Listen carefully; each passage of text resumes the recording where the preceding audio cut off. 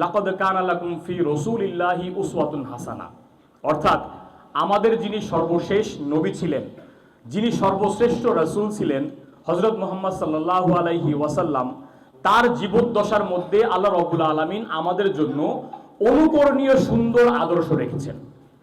পৃথিবীর বুকে একমাত্র মানুষ তিনি ছিলেন যেই মানুষটার মাঝে সব ধরনের মানুষের অনুকরণীয় আদর্শ আছে। আপনি বিশ্বাস করেন?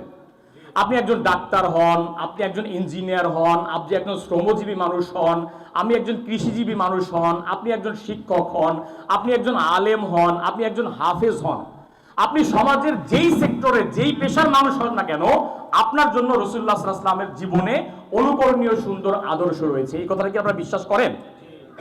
এই কথাটা কি আপনারা মানেন?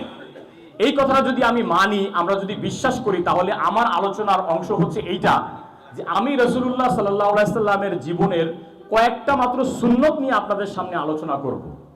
কিন্তু আমার এই সুন্নত নিয়ে আলোচনাটা গতানুগতিক কোনো আলোচনা হবে না। কেন হবে না?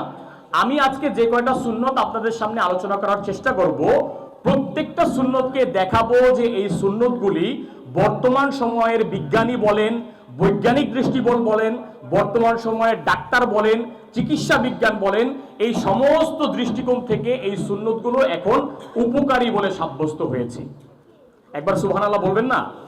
এবং আমি সর্বশেষ আপনাদের কাছে বলার কথা ছিল, এখন একটা কথা বলে নিচ্ছি, আপনারা দোয়া করবেন।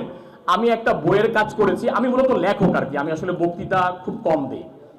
আলহামদুলিল্লাহ আপনাদের দোয়ায় আমার 13টা বই লেখা আছে এবং এর মধ্যে থেকে 4-5টা বই এমন আছে বেস্ট সেলার বলে, যেটাকে আসলে বেস্ট সেলার তো বইয়ের দরকার নাই, আল্লাহ দরবারে কবুল হয়েছে। একটা বই আমি এবার লিখেছি, সেটা হচ্ছে এই রাসূল সাল্লাল্লাহু আলাইহি ওয়াসাল্লামের যে দৈনন্দিন রুটিন, আমাদের যে 24 ঘন্টার রুটিন, রাসূল সাল্লাল্লাহু আলাইহি ওয়াসাল্লামের 7 দিনের যে রুটিন, রাসূল সাল্লাল্লাহু আলাইহি ওয়াসাল্লামের 12 মাসের পুরো বছরের যে রুটিন, এই রুটিনের প্রত্যেকটা রুটিন আমাদের জন্য উপকারী।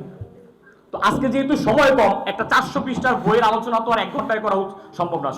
তো আজকে আমি মাত্র 4টা-5টা সেন্টেন্স বা 4টা-5টা সুন্নত নিয়ে আলোচনা করব এবং আপনাদের চোখে আঙ্গুল দিয়ে দেখানোর চেষ্টা করব যে এই প্রত্যেকটা সুন্নত কিভাবে স্বাস্থ্য বিজ্ঞানের আলোকে উপকারী সাব্যস্ত হয়েছে।